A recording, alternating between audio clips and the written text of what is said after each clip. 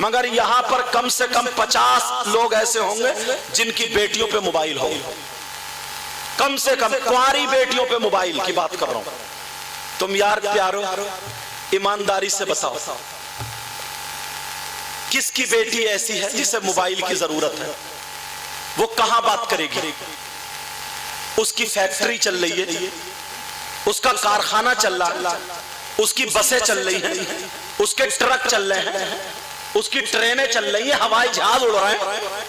उसका क्या है जो मोबाइल के बगैर पूरा खानदान भूखा मर जाएगा, ठप हो जाएगा, सब बर्बाद हो जाएंगे? बेटी को मोबाइल इसलिए दिया। कम से कम 3 रोटी खाते हो, 1.5 की अकल रखो। ये बात करेगी तो कहां करेगी? किससे करेगी?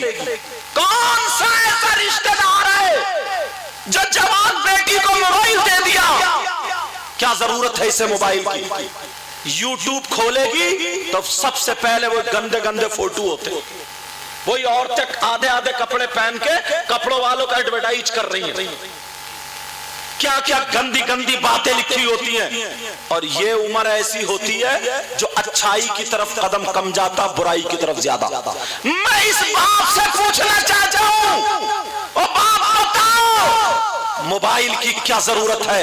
ये रात के 2-2 बजे तक जो चैटिंग कर रही है, रात के 12-12 बजे तक गैर लड़कों से मोबाइल पे बातें चल रही है। और ये माँ, मैं अपनी बहन से कहूंगा, बातें मेरी बुरी लगेंगी मगर हक बोल के जाऊंगा, ये माँ बेटी से ज्यादा बेहया हो गई है। क्योंकि इस माँ को पता है मेरी बेटी कहां बात कर रही है, किस लड़के से बात हो रही है। और बात बात माँ खुद शय देती है, कहती है ले बेटी बात कर, बात कर, बात कर। ऐसी माँ को चुल्लू भर पानी में डूब जाना चाहिए। और उस माँ को पता नहीं है मेरी बेटी लिहाफ में आधा घंटा कहां बात कर रही है, मेरी बेटी किससे बात कर रही है। ये माँ के दुश्मन। मैं इससे पूछना चाहता हूँ प्यारे, मैं आपसे भी पूछना चाहता हूँ प्यारे, जरा बताओ नबी ने फरमाया था अगर जिसकी 3 बेटियां हो और तीनों बेटियों की सही तरबियत कर दे, तीनों बेटियों की इस्लाम के तौर तरीके पर तरबियत हो जाए तो वो जन्नत का हकदार होता है। एक सहाबी ने पूछा अगर 2 हो, कहा वो भी जन्नत का हकदार। एक सहाबी ने पूछा अगर 1 हो, कहा वो भी जन्नत का हकदार। मगर अल्लाह जरा गौर करो, आज तुम कहोगे मोबाइल से क्या परेशानी है? वो बिगड़ी में रहने वाली लड़की जो कभी शीशगढ़ उसने पूरा नहीं घूमा, जो कभी बाहर निकल के नहीं गई, लेकिन मैं पूछना चाहता हूँ जो कभी गांव से बाहर नहीं निकली, उस लड़की की आस्तीन कैसे कटी मुझे बताओ।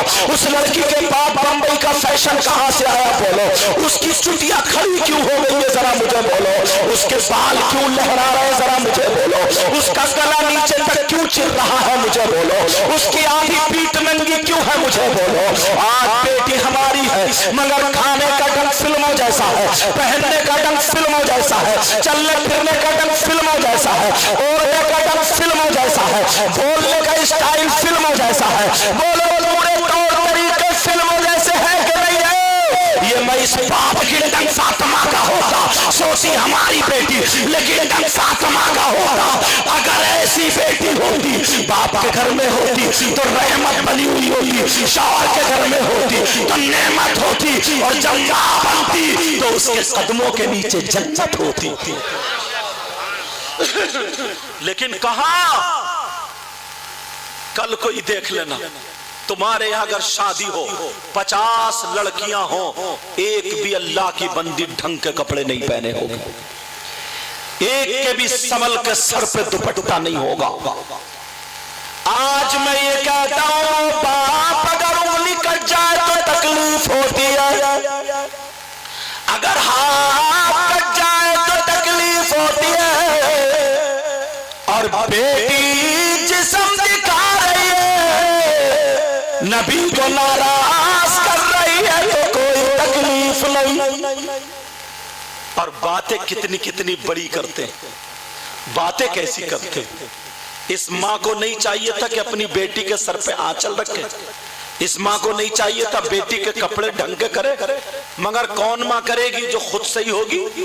माँ को और देखो तो इतने बड़े पैचों वाले पार्लर पहने फिरेंगे, शादी में फटर फटर फटर फटर झाड़ू मारती फिर रही है साहब।